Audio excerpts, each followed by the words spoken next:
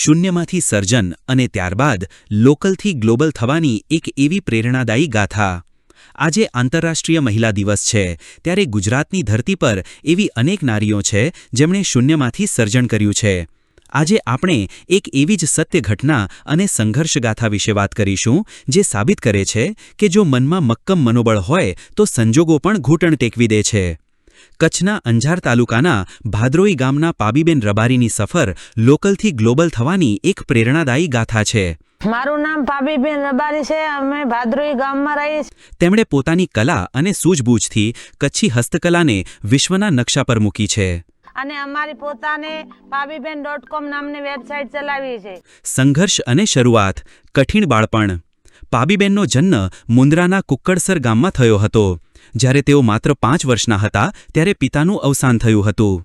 क्योंकि सबसे पहले जो मेरी जो बात करूँ तो 5 साल की थी, तभी मेरा पापा एक्सपायर हो गए और हम घर में 3 बहनें थी, भाई नहीं था। जो हमारा पुराना जो व्यवसाय है भेड़ बकरियाँ चराना, तो मैंने ये सारी चीज़ें बचपन में देखी कि मेरी माँ कैसी परिस्थिति में हम 3 बहनों को बड़ी कर रही है, कैसे खिलाती पिलाती है, मजूरी करती है। મજૂરીથી શરૂઆત। પરિવારને મદદ કરવા માટે તેમણે બાળપણમાં પાણી ભરવાની મજૂરી કરી હતી, જેના માટે તેમને દરરોજ માત્ર 1 રૂપિયો મળતો હતો। શિક્ષણનો અભાવ, ગરીબીને કારણે તેઓ માત્ર 4 ધોરણ સુધી જ ભણી શક્યા હતા। 7 से 10 साल में मेरे को सब पता, हमारी घर का पता चल गया कि हमारी आर्थिक परिस्थिति है, वो कठिनाई है, और सारी चीज़ें मैंने देख ली। और एम्ब्रॉयडरी का काम मैंने अपने आप देखा, मेरी माँ करती थी, दादी करती थी, फूई करती थी, सीख लिया और करने लगी। કલામાં નવો આયામ, હરીજરી અને પાબી બેગ। સામાજિક પડકાર, રબારી સમાજમાં કપડા પર પરંપરાગત ભરતકામ કરવામાં ઘણો સમય જતો હોવાથી લગ્નમાં મોડું થતું, જેના કારણે સમાજમાં ભરતકામ પર પ્રતિબંધ મુકાયો હતો। 2003 में मेरी शादी हुई और 2005 में मैं ससुराल आई।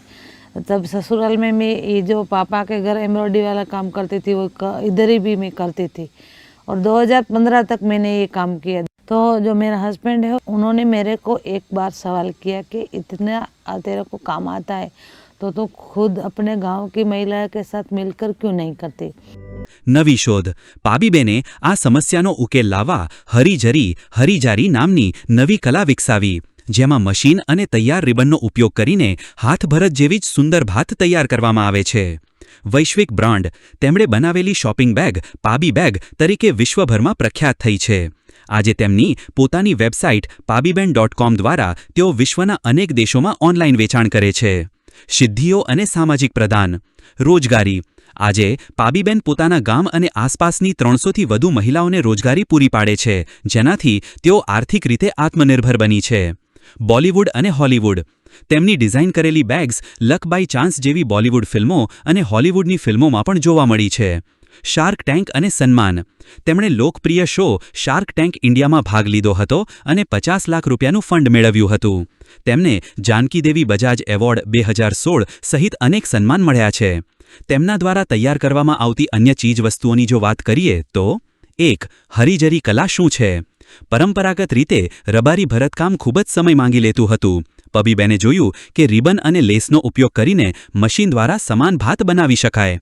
આ ટેકનિકને તેમણે હરીજરી નામ આપ્યું। આનાથી ઉત્પાદન ઝડપી બન્યું, કિંમત ઓછી થઈ જેથી સામાન્ય લોકો પણ ખરીદી શકે, સમાજના રિવાજોનું પાલન પણ થયું અને કલા પણ જીવંત રહી। 2. કઈ વસ્તુઓ બનાવે છે? તેમની બ્રાન્ડ હેઠળ માત્ર બેગ જ નહીં પણ ઘણી વેરાયટી જોવા મળે છે। બેગ્સ, પોટલી બેગ, શોપિંગ બેગ, ક્લચ અને laptop bag, accessories, file folder, passport holder અને wallet, home decor, cushion cover અને ટેબલ રનર્સ। ફેરી, તે રબારી સમાજની પરંપરાગત ડિઝાઇન ધરાવતી વિશિષ્ટ આઇટમ છે।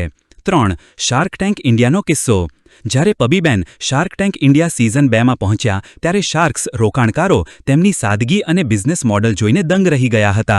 कारीगर क्लीनिंग में मैं ये सिखाया कि सबसे पहले मेरे जैसे जो छोटे मोटे कारीगर है, छोटे से गांव में है, उसको इंटरनेशनल मार्केट तक पहुंचना है तो कैसे पहुंचाए, वो सब सीखने को मिलता है। और क्वालिटी वाइज चीज़ कैसे बनानी, मार्केटिंग कैसे मिले, मार्केटिंग के साथ मिलते जुलते कैसे चलना, और खुद का ब्रांड चालू करना है तो हम उससे मदद करते हैं।